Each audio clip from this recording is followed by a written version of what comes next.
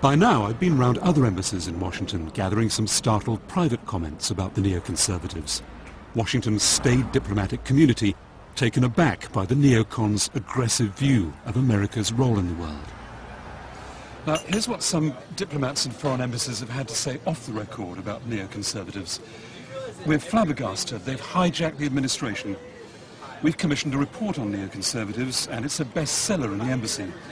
And this really is a revolution in foreign policy. We've seen nothing like it before. This is a Fox News alert, and this is what a lot of people in the world have been waiting for. The people... Triumph on the screen, and for the neoconservatives, for whom the long-awaited fall of Saddam is just an opening episode in the new American century. Just tell me what you felt, what you thought when you saw that statue of Saddam coming down. Well, I did something that always looks absurd when other people do it. I applauded the television set. It was a moment of that just underscored and reminded us that freedom is an enduring ideal everywhere, and not just in the Western world, everywhere.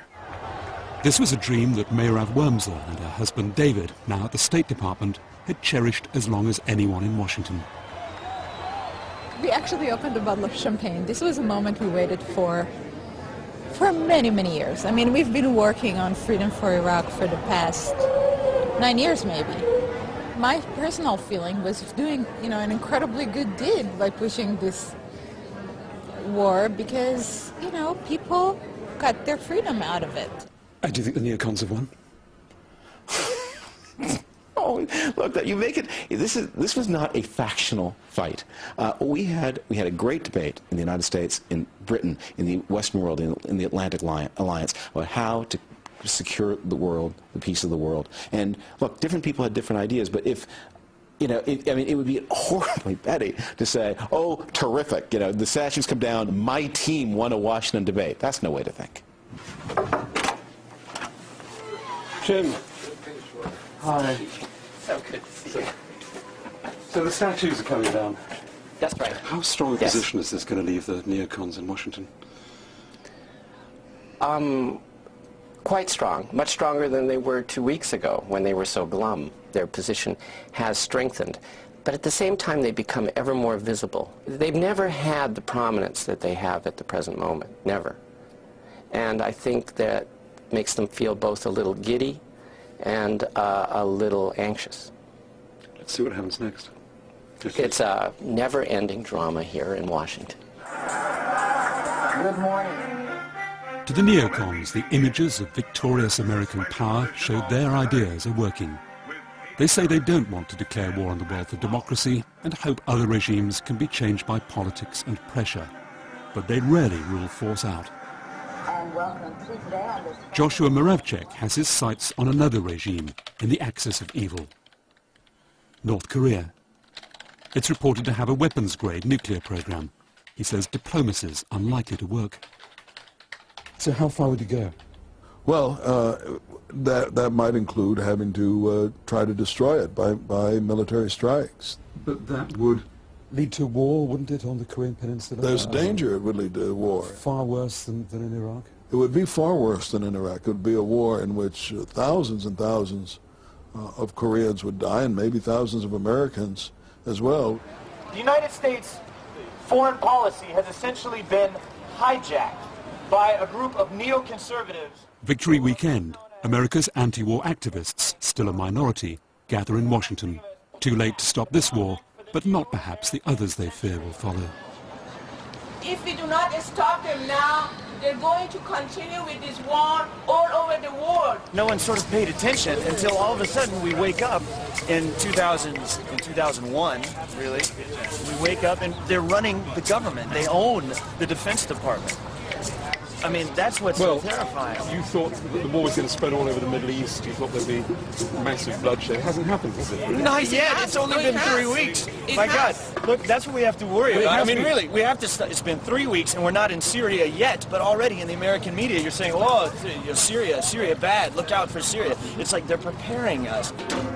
He's right now! Downtown, J. Mark's band of protesters are joined by 30,000 others. They're protesting against a war they see as the start of a new American empire, against a policy of exporting democracy that only seems to target regions where American interests are at stake. The accusation in Arab circles, and some people in Washington say this as well, but generally they're too polite to put it this way, but let me say it anyway, is that the administration has been hijacked by a small group of often pro-Zionist intellectuals without any real popular backing who've somehow persuaded President Bush to go to war with Iraq. No, No contrary to conspiracy. popular belief, No there is no conspiracy. conspiracy. The group would not have been so powerful was it not for an administration and a president who is susceptible and is willing to adopt many of those ideas. Susceptible in the sense of? Open. Open to listening, open to, hearing those ideas. Nobody hijacked anything. Nobody has brainwashed the American president. He's acting according to his own convictions and beliefs. A few blocks away, the pro-war patriots hold their own rally. The turnout just 1,000 to 2, the passion just as intense.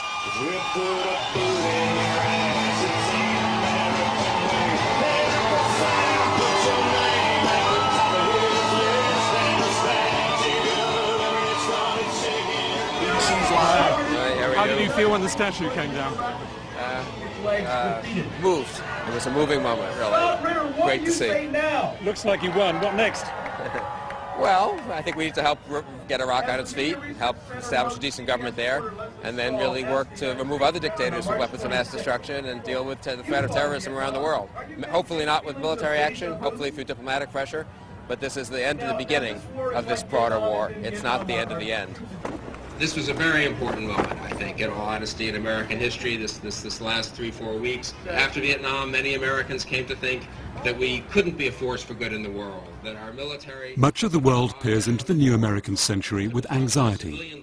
Neoconservatives hope we'll rally round their faith in American power.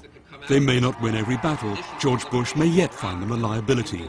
But his ideological shock troops are on a roll. Bad news if you're in the way. I think the President and the military and our leadership will need the support of all of us over the next month and years, as well as we continue to make this world a safer and a better and a freer place. Thank you so much.